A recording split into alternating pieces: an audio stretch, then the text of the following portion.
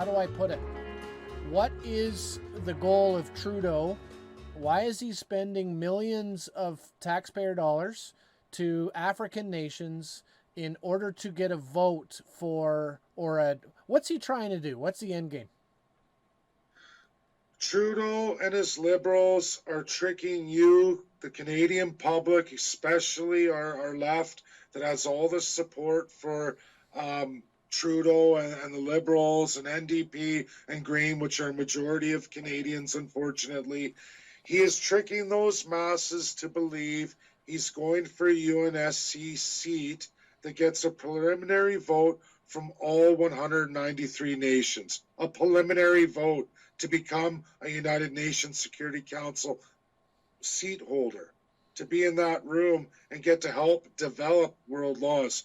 Unfortunately, again, that's a preliminary vote, and it is only good if not one UNSC member rejects you.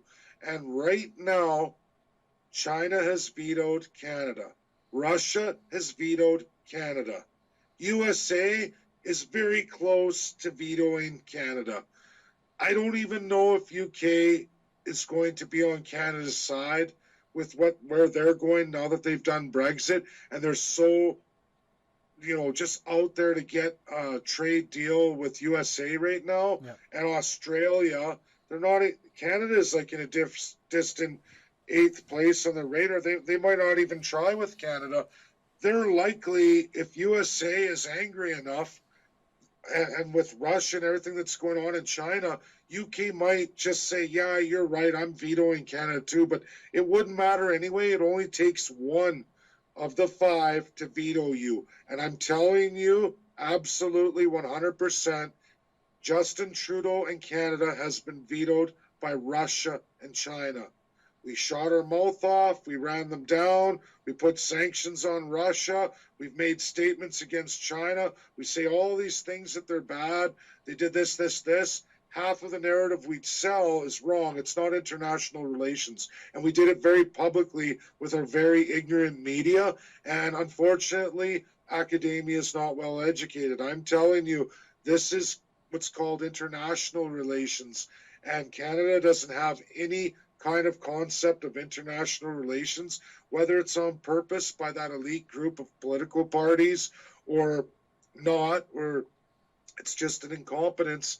But I'm telling you, that's the rule of law, and anyone can look it up and you'll find that any one of those 5 can veto you from the United Nations Security Council seat.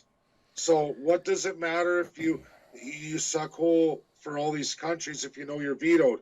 Well, Trudeau's using it to pretend that he's running for his seat so that all Canadians on that side of the aisle think he's a great, wonderful leader trying to do his best out in the world. And Canada's in the race, and he's going to do it what Harper failed by getting us kicked out. But the fact is, nobody's going to get a United Nations Security Council seat.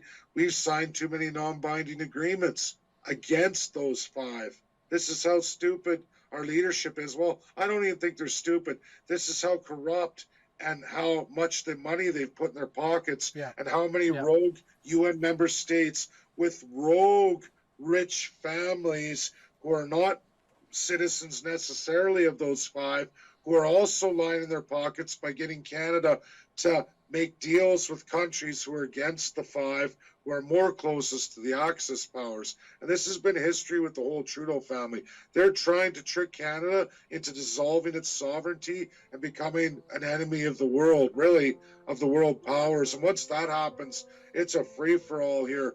We're going to be worse than Venezuela. Venezuela's already there with their human rights violations, by the way, but they haven't lost enough yet, but they will if they continue in any darker corners.